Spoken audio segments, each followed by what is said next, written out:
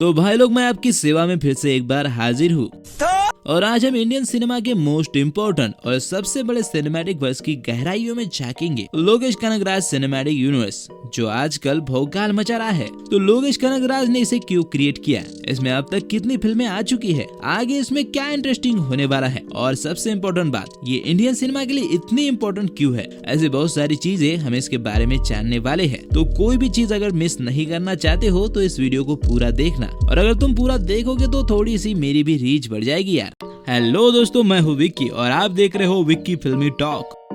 तो अब तक इसमें सिर्फ 2 ही फिल्में आ चुकी हैं, लेकिन इसकी पॉपुलैरिटी बहुत बड़ी है। और वैसे भी इसकी खास बात ये भी है कि इसकी शुरुआत से हुई है। अरे कहना क्या चाहते हो? मतलब अगर तुम इसके कंपैरिजन में बाकी इंडियन सिनेमैटिक यूनिवर्स को देखोगे तो पहली मूवीज के वक्त उनका एक प्रॉपर सिनेमैटिक यूनिवर्स बनाने का कोई प्लान नहीं था। जैसे स्पाइवर्स में 2012 में आई एक था टाइगर, जब बनाई गई थी तब ये बिल्कुल इंडिविजुअल थी, लेकिन बाद में इन्होंने देखा देखी में इस मूवी को लेकर एक स्पाइवर्स बना दिया। लेकिन लोकेश कनगराज अपने करियर की शुरुआत से ही अपना खुद का एक सिनेमैटिक वर्स बनाना चाहते थे, और जैसे उन्हें माल देने वाले मिले यानी प्रोडक्शन हाउस, तो उन्होंने केती जो 2019 में आई थी उससे इस वर्स को स्टार्ट कर दिया। इसलिए केती में भी रोलेक्स के हिंट्स मिलते हैं, या फिर कह सकते हो कि रोलेक्स की वो पूरी मूवी है, बस रोलेक्स उसमें दिखता नहीं। और 2022 में आए विक्रम में भी रोलेक्स के काफी हिंट मिलती है, यहाँ तक कि उसका एक कैमियो भी है। और सिर्फ इन दोनों फिल्मों से ही इन्होंने तहलका मचा दिया। इंडिया भर में इनका क्रेज काफी ज्यादा है। और वैसे तो देखा देखी में इंडिया में बहुत सारे यूनिवर्स बन चुके हैं, लेकिन इनमें से बस 2-3 पर ही अपनी उम्मीदें जुड़ी है,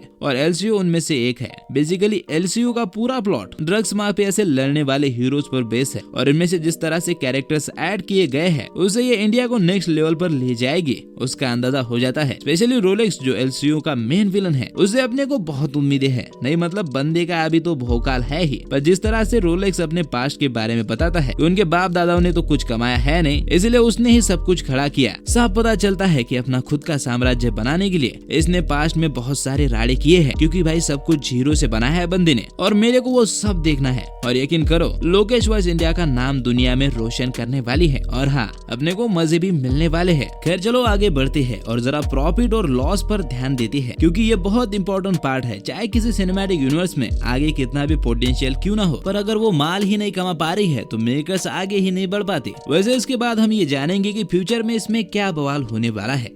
अबे जल्दी बोल, कल सुबह पनवेल निकलना है। तो 2019 में आई केती का बजट था 25 करोड़ और इसने बॉक्स ऑफिस पर स्क्रीन फाड़ दिए थे, क्योंकि इसका कलेक्शन था 105 करोड़। उसके बाद इसकी दूसरी मूवी विक्रम जो 2022 में रिलीज हुई थी, उसका बजट था 120 करोड़ और कलेक्शन 500 करोड़। अगर हम इसका टोटल करें तो इस वर्ष का बजट लगभग 145 करोड़ से 175 करोड़ के बीच में होता है, और कलेक्शन 605 से 610 करोड़। यानी अभी इसके पास बहुत प्रॉफिट है, और इसलिए इसमें आगे बहुत इंटरेस्टिंग चीजें होने वाली है। वैसे तुमने एक बात नोटिस की, इंडिया की सभी सिनेमैटिक यूनिवर्स अच्छा माल छाप रही है। मतलब कि इंडियन मेकर्स को पता चल गया है कि सिनेमैटिक वर्स के धंधे में घाटा बिल्कुल नहीं है भाई। पर हाँ, कुछ मेकर्स इस बात को कभी समझ ही नहीं पाएंगे, जैसे बैड एस रवि कुमार। इनका भी तो एक वर्स बनने वाला है ना, इसीलिए कह रहा हूँ।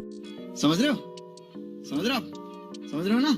तो भाई लोग, जैसा कि मैंने कहा था, इसका फ्यूचर बहुत ब्राइट है। पहले तो इसमें विजय थलपति की लियो आने वाली है, जिसके प्रोमो ने अभी मार्केट में तहलका मचा के रखा है। हालांकि मेकर्स ने अभी तक लियो को लेके ऐसा कोई अनाउंसमेंट नहीं किया है कि ये एलसीओ का पार्ट है, पर प्रोमो में बहुत सारे हिंट दिए हैं। उसके बाद इसमें केती का सीक्वल आ रहा है और विक्रम का भी सीक्वल कंफर्म कर दिया है, पर इन दोनों सीक्वल के बारे में मेकर्स ने अभी जानकारी नहीं दी है। लेकिन जिस तरह से इनका एंड हुआ है, शायद कहानी वहीं पे शुरू होगी जहाँ पर पहले पार्ट में अधूरी रही थी। और जैसा कि मैंने तुमको कहा था कि मैं पर्सनली रोलेक्स के लिए काफी एक्साइटेड हूँ, तो इन दोनों फिल्मों के बीच या फिर इसके बाद रोलेक्स का हमें स्पिन ऑफ देखने को मिलने वाला है। मतलब एक ऐसी मूवी जिसमें रोलेक्स को एक्सप्लोर किया जाएगा, उसके पास्ट को या फिर फ्यूचर को। और मैं जानता हूँ तुम भी मेरी तरह इसे देखने के लिए उतावले हो। रहा नहीं जाता, तड़प ही ऐसी है ना।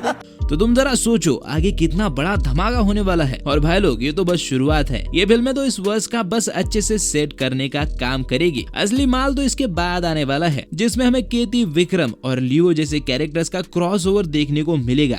ये तीनों एक साथ दिखेंगे एक ही मूवी में। अभी मजा आएगा ना भिड़ो।